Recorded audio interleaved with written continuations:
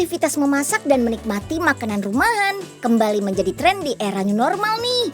Gak heran sih, karena pandemi virus membuat kita menghabiskan lebih banyak waktu di rumah dibandingkan sebelumnya. Nah, biar masaknya makin semangat dan cita rasanya gak kalah sama chef profesional, intip inspirasi perabot dapurnya dalam liputan Unyil hari ini. Yuk, kita kemon!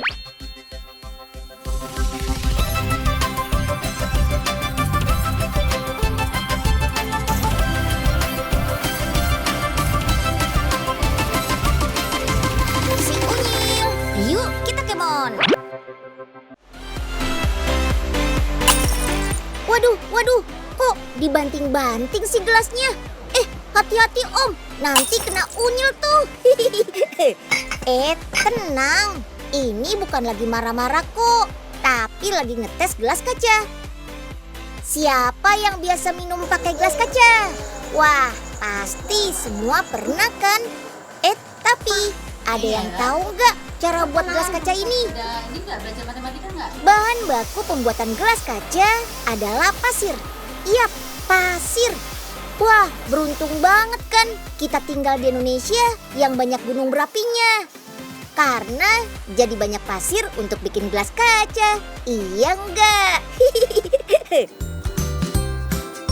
Tuh, banyak banget kan pasirnya. Pabrik yang memproduksi gelas kaca ini ada di Surabaya, Jawa Timur. Untuk membuat gelas, setidaknya butuh 3 jenis bahan pasir. Pertama adalah pasir silika yang didatangkan dari luar Pulau Jawa. Jenis pasir ini kandungan logamnya sangat rendah, jadi aman deh untuk konsumen. Kemudian ada pasir limestone atau natrium sulfat. Jenis pasir ini fungsinya memperkuat struktur gelas biar nggak gampang pecah. Dan yang ketiga ada ini nih. Yap, pecahan kaca.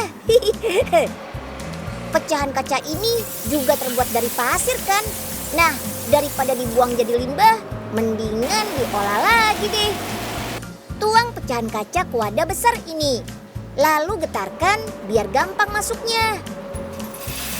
Setiap hari pabrik ini bisa menghabiskan lebih dari 100 ton bahan baku untuk membuat perabotan rumah tangga berbahan kaca. Nah, semua bahan sudah masuk nih. Tabung-tabung besar ini akan mengirim bahan baku ke satu tempat peleburan. Bahan baku pasir silika, natrium sulfat, dan pecahan kaca selanjutnya dilebur dengan pemanasan ribuan derajat Celcius sampai membentuk lelehan seperti lahar gunung berapi.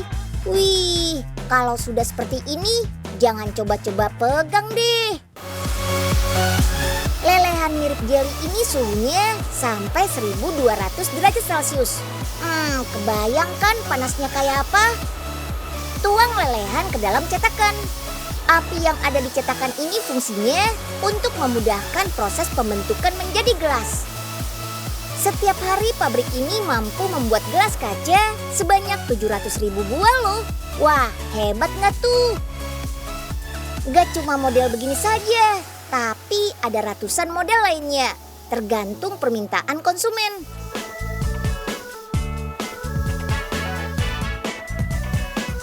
Nah, kalau api yang muter-muter ini untuk meratakan sisi atas kaca biar nggak tajam. Berat masing-masing gelas ini sekitar 75 gram. Kalau kurang dari itu atau ada yang bentuknya tidak sesuai, harus dipisahkan dan dilebur lagi. Jangan dipegang-pegang dulu ya. Gelas-gelas ini masih panas loh. Gelas yang sesuai standar selanjutnya dibawa ke ruang oven. Panjangnya 50 meter lebih nih. Panaskan hingga suhu 600 derajat Celcius. Setelah itu dinginkan lagi ke suhu ruangan untuk menguji kekuatannya. Kalau langsung pecah, berarti gelasnya nggak bagus tuh. Sebelum dikemas, cek sekali lagi kondisi gelasnya.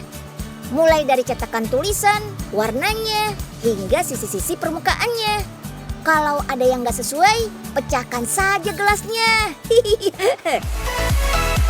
Gelas-gelas ini nantinya dikirim ke seluruh Indonesia dan juga ke negara lain.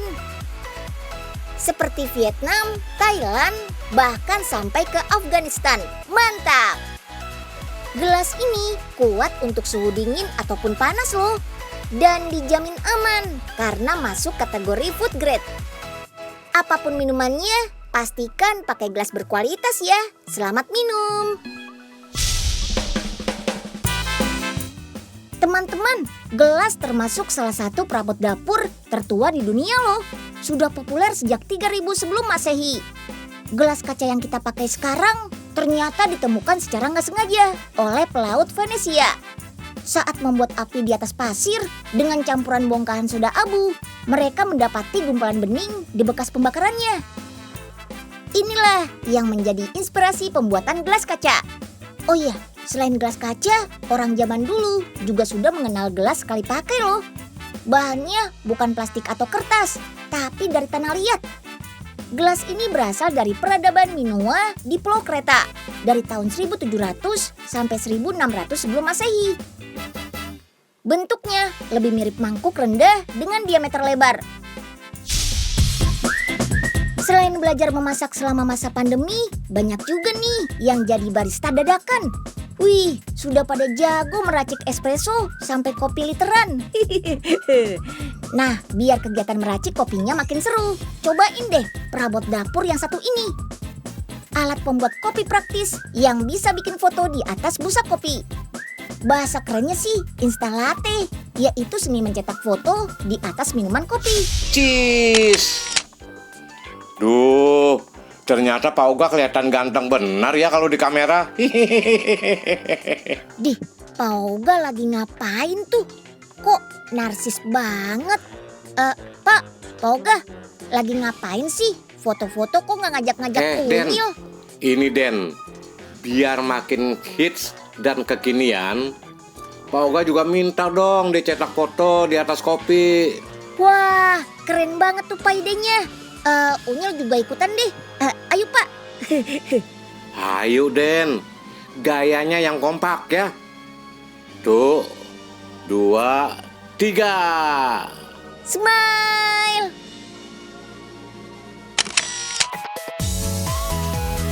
Untuk membuat Instalatte, siapkan dulu kanvasnya. Apalagi kalau bukan busa. Bukan busa sabun loh ya. Tapi busa yang dibuat dari susu cair yang diberi uap panas dengan suhu tertentu.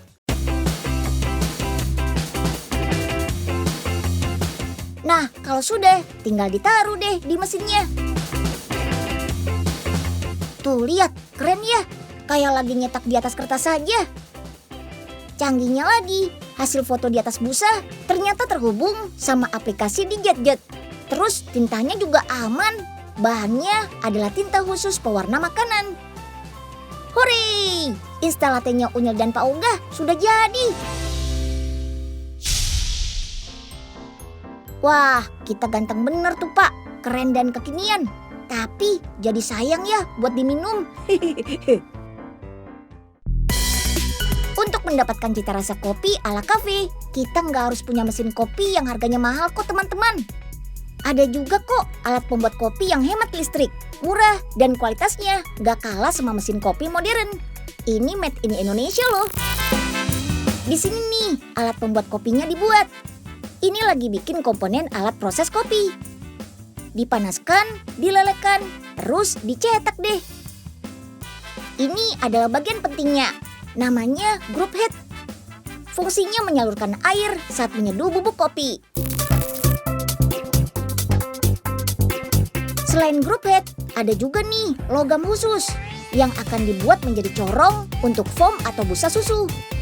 Istilah kerennya sih steam on.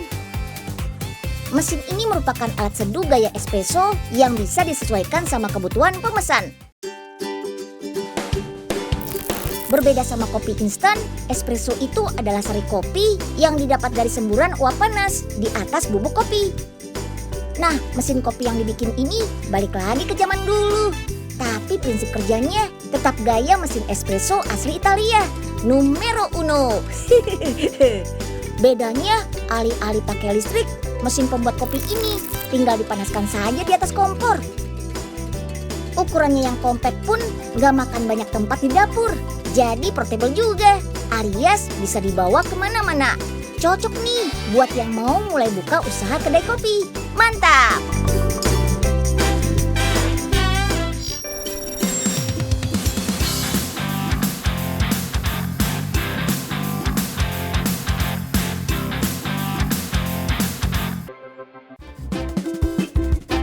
Oh iya, Unyil pernah baca, katanya perabot dapur dengan warna-warni dan motif yang lucu bisa meningkatkan mood saat kita memasak loh. Makanya sekarang kan ada banyak tuh perabot dapur dengan desain unik kayak piring dan mangkok ini nih. Wih, lucu dan elegan kan? Porselen bergambar karakter lucu ini sengaja dibuat biar anak-anak kayak kita makin lahap makannya. Yuk deh ikut Unyil ke pabrik yang memproduksi aneka produk peralatan makan dari porselen di Tangerang, Banten. Come on! Material yang digunakan adalah kaolin atau tepung tanah liat halus. Bahan baku ini nih yang membedakan porselen dengan keramik. Kalau keramik biasanya dibuat dari tanah liat coklat atau merah. Meski sepintas sama, keramik dan porselen itu beda ya. Kaolin dimasukkan ke dalam mesin pengaduk ball mill dan dicampur bersama air untuk dihaluskan. Selama 10 jam, mesin ball mill terus berputar dan menghasilkan material cairan kental mirip seperti lumpur. Dengan teknik filter press, kandungan air akan berkurang. Dan setelah seharian bakal berubah menjadi cake atau padatan yang beratnya bisa mencapai 25 kilo kayak gini. Lanjut satukan dan padatkan dengan mesin extruder ini. Proses ini menggunakan proses vakum yang menjamin gak bakal ada udara yang terperangkap di dalam adonan. Dan ini dia hasilnya. Material tanah liat berbentuk bulat memanjang dengan tingkat kepadatan yang pas dan tetap punya tekstur plastisin yang lunak dan elastis. Sip, saatnya dibentuk. Dengan menggunakan mesin cetak otomatis ini, adonan tanah liat dibentuk memakai teknik putar. Setiap bentuk yang dihasilkan mesin lebih presisi dan lebih cepat pengerjaannya dibanding membuatnya dengan tangan. Sekali jalan bisa membentuk 4-8 bentuk porselen. Keren. Masuk ke salah satu tahap yang paling penting dalam pembuatan produk porselen dan juga keramik nih, yaitu proses pembakaran. Tujuannya untuk membuat produk porselen menjadi keras, kuat menahan beban, serta tahan air. Secara perlahan porselen berjalan di dalam tungku selama 17 jam lamanya. Kita lanjut yuk ke proses pewarnaan porselen dengan glasir. Selain memberi lapisan warna dasar, glasir juga bakal menghasilkan permukaan porselen yang lebih halus dan tahan terhadap goresan. Selain dicelupkan kayak tadi, pemberian lapisan glasir juga ada yang pakai mesin semprot otomatis loh. Kelebihannya sih, mesin ini bisa memberi motif berbintik ke permukaan porselen. Biar lapisan glasir menempel sempurna, porselen dimasukkan lagi ke tungku pembakaran. Hasil porselen bakal jadi mengkilap dan semakin kuat. Makanya nggak heran deh kalau semua produk porselen tahan dari panasnya api kompor dan microwave. Masih belum selesai nih. Unyil mau kasih lihat gimana cara porselen ini diberi hiasan berupa gambar di permukaannya. Come on! Caranya gampang kok. Tinggal ditempelkan pakai stiker saja. Tapi ini bukan stiker biasa ya. Stiker ini dibuat sendiri menggunakan bahan dan pigmen tinta khusus berstandar food grade, tanpa timbal dan tanpa kandungan kadmium yang berbahaya buat kesehatan. Biar melekat sempurna, masuk lagi nih ke proses pembakaran terakhir. Dan tara, piringnya jadi lebih bagus dan menarik kan? Peralatan porselen dan keramik yang sudah dikenal dari zaman dahulu memang masih menjadi primadona sampai sekarang. Daya tahan dan motif warna-warninya yang menjadi daya tarik utama. Jadi nggak heran kalau perabot dapur berbahan keramik dan porselen gini sering juga diburu untuk dijadikan koleksi. Waduh. Emang ada acara Agustusan lomba masak-masak ya? Mpok Ipe, Oga lagi demo masak nih. Biar kayak chief-chief di TV gitu. Gue gayaan banget sih lagunya. Po Ipe jangan sirik gitu dong. Kalau nanti Oga jadi terkenal, paling Po Ipe ikut berebut foto bareng. Idih, jangan ngimpi tengah dibolong, Oga. Bye-bye. Ntar tuh kompor meleduk, baru tau rasa. Duh, kok apinya tiba-tiba kecil sih? Aduh. Waduh, Oga! Makin sering masak, makin numpuk juga cucian peralatan masaknya nih. Itu sih dulu ya. Sekarang sudah ada perabot dapur serbaguna. Satu set panci dan kompor elektrik ini bisa digunakan untuk berbagai macam masakan loh. Mau masak makanan rebus atau berkuah? Bisa. Mau dipakai untuk mengukus? Juga bisa. Atau mau menggoreng? Bisa juga dong. Dengan kompor yang dihubungkan dengan sumber daya listrik, berbagai macam masakan bisa dibuat. Apalagi multicooker ini ringan dan praktis dibawa kemana saja. Jadi bisa dipakai buat main piknik-piknikan di teras rumah juga. Ini dia pabrik tempat pembuatan kompor elektrik serbagunanya. Tahap pertama, ada proses perakitan bodi kompor elektriknya dulu nih. Bodi berwarna hitam ini terbuat dari plastik berjenis fenolik 1 yang tahan panas pada suhu sangat tinggi sekalipun dan juga berfungsi sebagai isolator. Yap, bahan isolator dipilih karena pada bagian dalam bodi ini dipasangkan rangkaian elektronik agar kompor elektrik bisa bekerja. Jadi nggak kesetrum deh. Rangkaian elektronik terdiri dari lampu indikator, pengatur tingkat suhu panas kompor, sampai fitur pemutus arus otomatis kalau kompornya sudah mencapai suhu yang diinginkan. Gak bakal khawatir lagi masakan jadi cepat gosong kan. Listrik yang masuk melalui rangkaian elektronik ini bakal diubah menjadi energi panas biar bisa dipakai untuk memasak tanpa memakai api. Wah, gimana caranya ya? Yap, dengan memakai elemen pemanas berbahan aluminium yang dipasangkan pada bagian atasnya. Aluminium dipilih karena termasuk konduktor yang bisa mengalirkan panas dengan baik. Bahan aluminium juga punya bobot yang ringan, jadi kompor elektrik serbaguna tetap bisa dibawa dan dipakai di mana saja. Dalam keadaan menyala, alat yang turun tadi bakal mendeteksi apakah ada aliran listrik yang bocor atau keluar di bagian pemanas yang terbuat dari aluminiumnya. Bahaya kan, bisa-bisa nanti korsleting, bahkan kita bisa kesetrum. Biar bisa langsung digunakan, kompor elektrik serbaguna ini juga sudah dilengkapi panci khusus.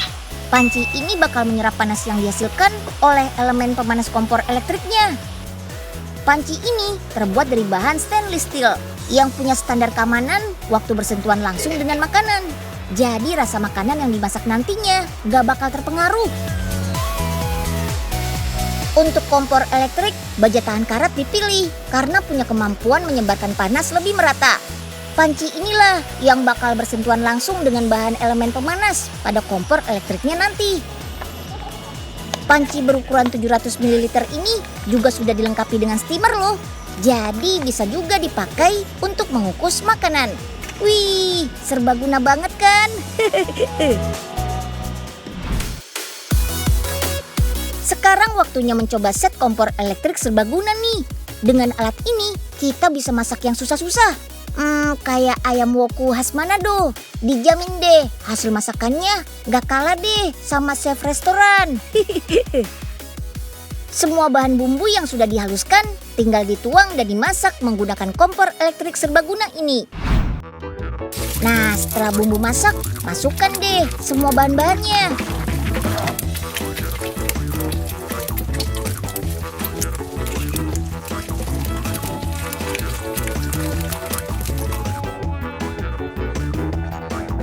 Dan tada!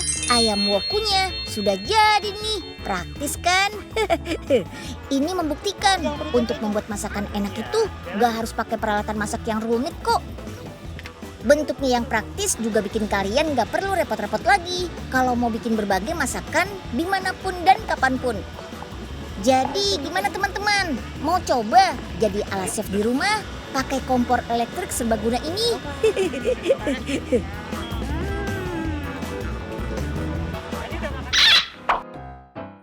Halo Pak Uga. Loh, aduh, kenapa jadi begini sih Pak? Aduh, Den, namanya musibah. Yaudah, nih Unyil bawain makanan. Semoga cepat sembuh ya Pak. Iya, Den, makasih ya. Aduh, gah. Ayo kate juga apa? Mangkenye, jangan kebanyakan gaya jadi orang. Aduh. Kita kemon. Unyil pernah dengar katanya suasana hati yang riang bakal membuat cita rasa masakan terasa lebih enak. Nah, kebayangkan kalau kegiatan masaknya ditemani sama perabot dapur yang canggih, berkualitas, dan lucu-lucu ini. Dijamin mood makin bagus, masakan makin endes, dan betah seharian di dapur deh. Besok ketemu Unyil lagi ya. See you.